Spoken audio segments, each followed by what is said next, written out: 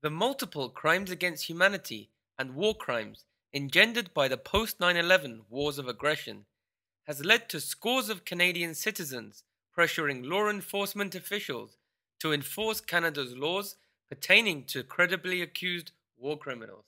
Canada's Crimes Against Humanity and War Crimes Act and Immigration and Refugee Protection Act explicitly render credibly accused war criminals such as former US President George W. Bush and Israeli Prime Minister Benjamin Netanyahu inadmissible to Canada.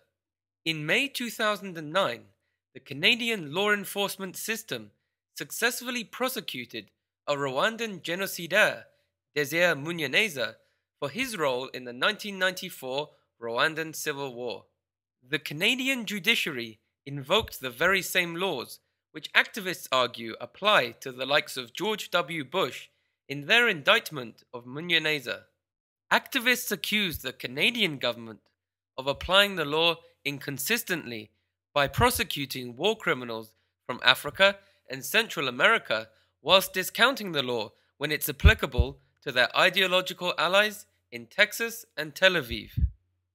Former US Commander-in-Chief George W. Bush came to Calgary, Alberta, Canada on March 17, 2009, on his first visit to a foreign country since leaving the White House. The failure of Canadian law enforcement officials to uphold the rule of law and arrest Bush, who no longer holds diplomatic immunity, compelled Mohawk activist Splitting the Sky to attempt to break through police lines and conduct a citizen's arrest on Bush.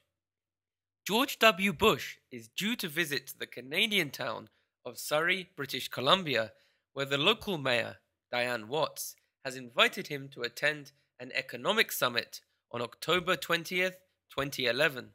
Since Bush's last visit to Canada, he has published his memoirs entitled Decision Points, in which he confesses to having authorized torture and other illegalities. Activists argue that Bush's admission to torture recategorizes him from being a credibly accused war criminal into being a self-confessed war criminal, thus rendering him indisputably inadmissible to Canada. If Bush is admitted entry into Canada this October, it will vindicate the allegations made by such activists who argue that the law enforcement system in Canada is being affected negatively by politics and ideology. Equality under the law is one core component of a democracy, and yet it would appear in Canada that the law enforcement system is sacrificing that core component of a democracy for political expediency. This, activists argue, illuminates the cynicism at the heart of the post-9/11 world order.